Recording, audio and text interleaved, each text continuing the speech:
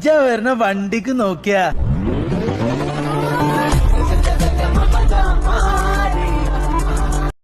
മൂന്ന് ചക്കര വണ്ടി ഇത്, മുച്ചടുക്കും വണ്ടി ഇത്, മുരട്ടക്കാല വണ്ടികളെ തുരത്തിയോട്ടും വണ്ടി ഇത്, പറക്കും വണ്ടി.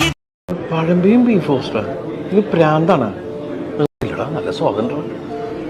കുട്ടനാടൻ കായലിലെ കെട്ടുവെള്ളം തുഴയുമ്പം പാട്ടൊന്നു പാടടി കാക്കറുമ്പി കടലമ്മ കരഞ്ഞല്ലേ പറ്റത്.